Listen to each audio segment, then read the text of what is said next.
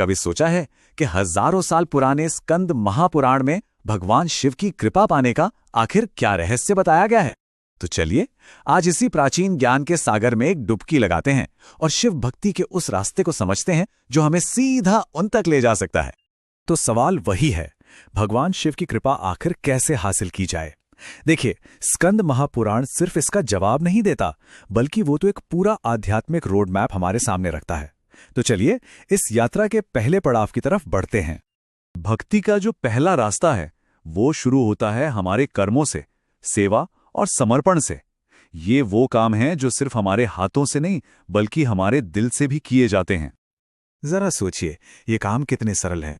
मंदिर में झाड़ू लगाना, उसे साफ सुथरा रखना, भगवान को आईना दिखाना, ये सब शायद बहुत छोटी छोटी चीजें लग सकती हैं ना, पर पुराण के हिसाब से यही छोटे छोटे काम महान पुण्य के दरवाजे खोलते हैं।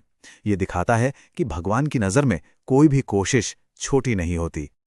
और इन इतने साधारण से दिखने वाले सेवा के कामों का आखिर इनाम क्या है? मोक्ष। स्कंद महापुराण कहता है कि ऐसे भक्त सीधे शिवलोक पहुंचते हैं, मतलब भगवान शिव के अपने घर। सोचिए तो सही, बस एक झाड़ू उठाना भी किसी को भगवान के कितने करीब ला सकता है। अच्छा, अगर छोटी सी सेवा का इतना बड़ा फल है, तो फिर सोचिए मंदिर बनवाने जैसे बड़े काम का पुण्य कितना ज्यादा होगा।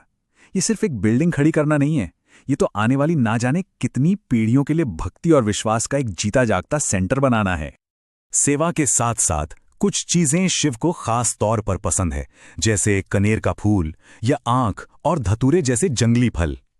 इससे पता चलता है कि उन्हें तामझाम नहीं बल्कि प्रकृति की सादगी पसंद है। और सबसे शक्तिशाली भेंट वो है सिर्फ शुद्ध जल की एक धार। ये धारा न सिर्फ शिवलिंग को स्नान कराती है बल्कि भक्त के अपने मन को भी पवित्र कर देती है। अच्छा, तो ये तो हुई कर्म की बात। अब इससे भी एक कदम आगे बढ़ते हैं और भक्ति के एक और गहरे लेवल पे आते हैं, शब्द की शक्ति। ये रास्ता है शिव के नाम का जाप करने का, उन्हें याद करने का, और इसे कर्म से भी ज्यादा ताकतवर माना गया है। और इस रास्ते का दिल है ओम नमः शिवाय, 5 अक्षरों का वो महामंत्र। ये सिर्फ कुछ शब्द नहीं है, बल्कि ये तो जैसे पूरे ब्रह्मांड की आवाज है, एक ऐसी चाबी जो किसी को भी सीधा शिव की ऊर्जा से जोड़ देती है। और यहां एक कमाल की बात कही गई है। स्कंद महापुराण कहता है कि इस मंत्र को लगातार जपना सिर्फ भक्ति नहीं है, ये एक ट्रांसफॉर्मेशन है, एक बदलाव है। धीरे धीरे होता क्या है कि जो जप रहा है और जिसका जप हो रहा है, उनके बीच का फासला ही खत्म हो जाता है और भक्त खुद शिव का रूप बन जाता है।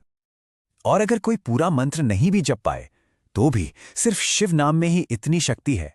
पुराण के मुताबिक इन 2 अक्षरों को अगर सच्चे दिल से बोला जाए तो वो ही जन्मों के पापों को जलाने के लिए काफी हैं। और ये 7 का आंकड़ा क्या दिखाता है?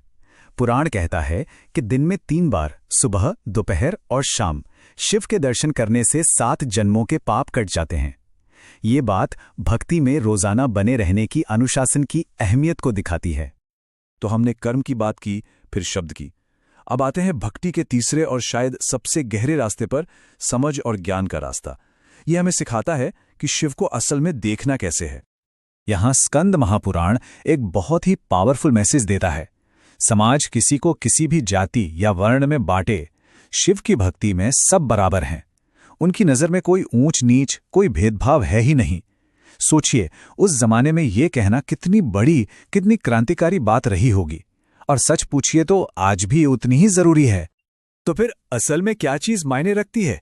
बाहरी पहचान नहीं, जो चीज मायने रखती है वो है अंदर की भावना। सच्ची निस्वार्थ भक्ति ही वो धागा है जो हर भक्त को, चाहे वो कोई भी हो, सीधे भगवान से जोड़ता है। अब ये जो बात है ना, ये शिव को सिर्फ एक देवता के स्तर से बहुत बहुत ऊपर ले जाती है। वो इस ब्रह्मांड का सिर्फ हिस्सा नहीं है, बल्कि वो खुद ही ये पूरा ब्रह्मांड है। वेद, पुराण, शास्त्र, ये सारा ज्ञान उन्हीं का रूप है। हर कण में वही है और सब कुछ आखिर में उन्हीं में वापस मिल जाता है। तो हमने कर्म, शब्द और ज्ञान, इन 3 रास्तों को समझा, पर इन सबके दिल में, इन सबके केंद्र में आखिर वो एक सच क्या है? स्कंद महापुराण हमें शिव भक्ति का निचोड़ क्या बताता है? और आखिर में सार बस इतना सा है, शिव को बाहरी दिखावा, धन दौलत या आडंबर नहीं चाहिए। उन्हें क्या खुश करता है? एक सच्चा दिल, मन और शरीर की सफाई और उनके नाम को लगातार याद करना। बस यही है सच्ची भक्ति। तो सवाल अब ये उठता है कि अगर सच्ची भक्ति की शुरुआत अंदर से होती है, तो इस आध्यात्मिक सफर पर हमारा पहला कदम क्या हो सकता है? आज, अभी, इसी पल क्या किया जा सकता है? इस पर सोचिएगा जरूर।